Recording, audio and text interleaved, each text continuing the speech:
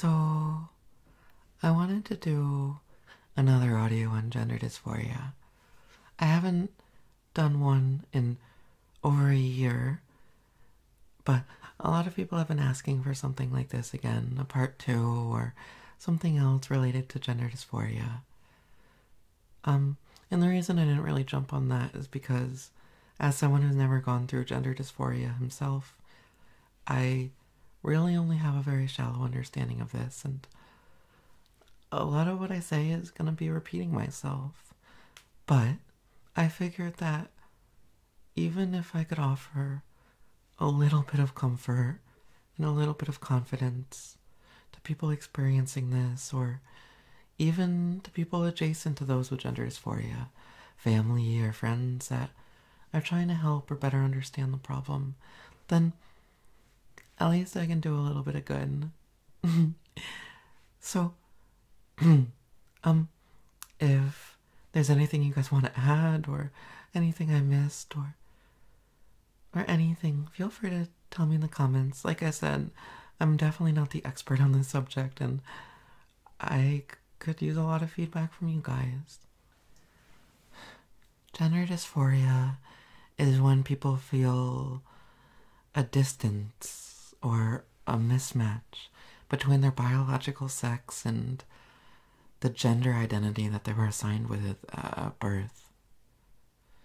A lot of people with gender dysphoria are transgender or non-binary, or in some way are different than a male and a female, or choose to assign themselves or associate themselves with something different. And people feel this mismatch because of this archaic system where we assign this personality and these likes and these associations with people's gender before they even have the capacity to think for themselves, talk for themselves, do anything for themselves.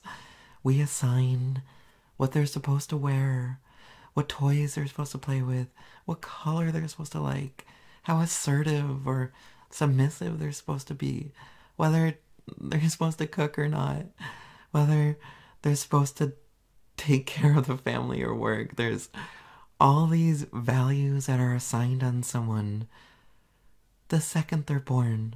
And even before that, I suppose. The second that a biological sex is figured out, a gender is assigned. And a lot of people don't feel like these personality traits that are ascribed to them through gender apply to them. A lot of people want something different. Someone might like the color pink and still want to be assertive, you know? And because of that, people go outside the box. They say, hey, I don't have to have the gender of a man or a woman. I can be something else. I can be my own thing. I can decide for myself, based on my own personality, the things I enjoy and the things I'm gonna be. And you might think, hey, that's perfectly reasonable. So what's the problem then? Well, the problem is that there's not really... there are a lot of role models for these people, but they're tucked away. What we're constantly bombarded with is what you're supposed to be when you're a man and when you're a woman.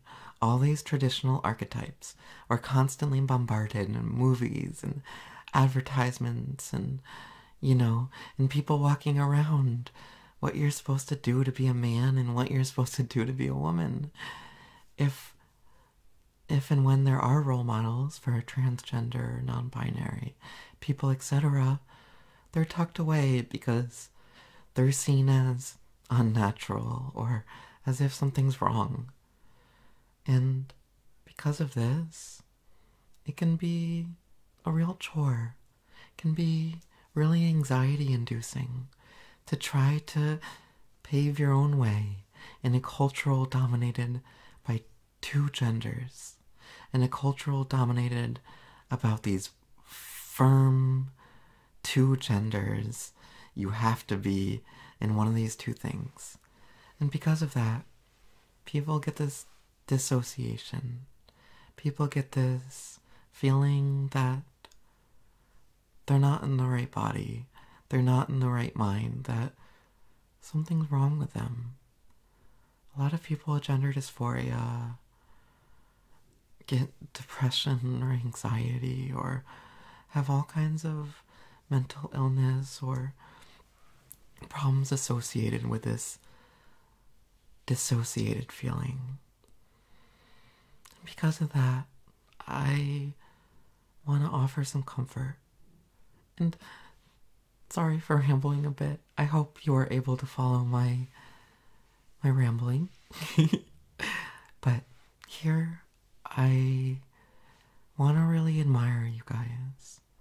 You people that have separated yourself from these two boxed in gender identities. You guys that have really paved something new for yourselves. I want to admire you for how incredibly brave, strong, and courageous that is.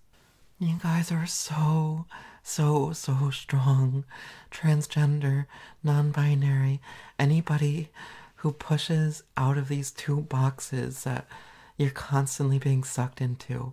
I admire you so much. So many people admire you so much. So many people look to you for guidance and a new path.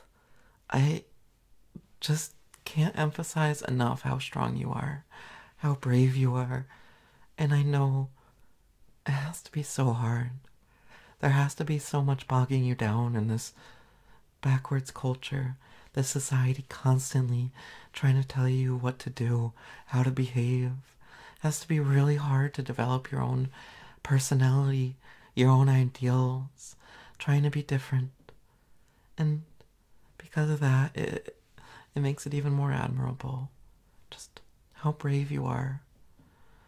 And I know that there are going to be a lot of days where you don't feel strong, where you feel really weighed down and really anxious or sad.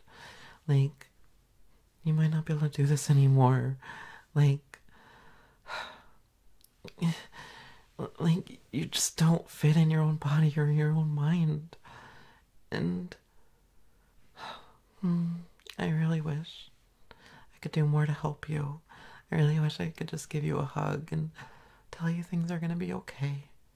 That you're so brave, you're so strong, you're so unique and different and amazing, and so many people admire you.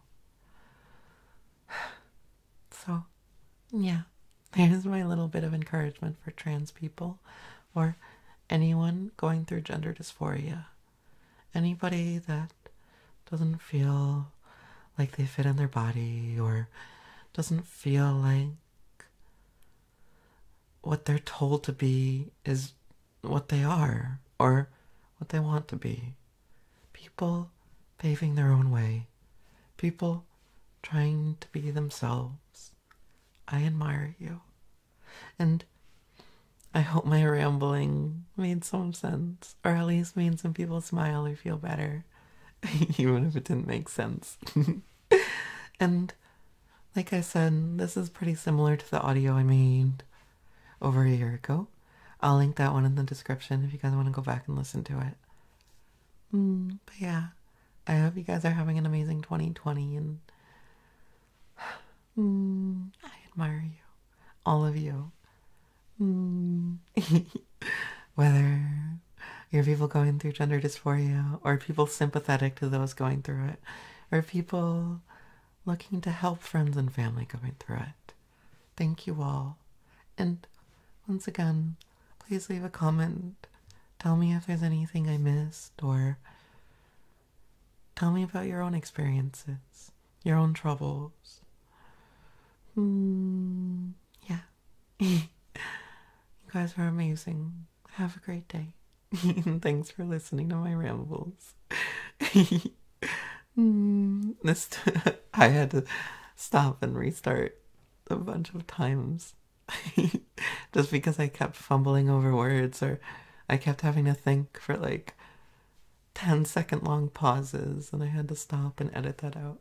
Usually, I just make an audio in 1 or 2 takes, but this one, I had to stop a lot. So, I hope it still sounds okay. And thank you all so much. Have a great day.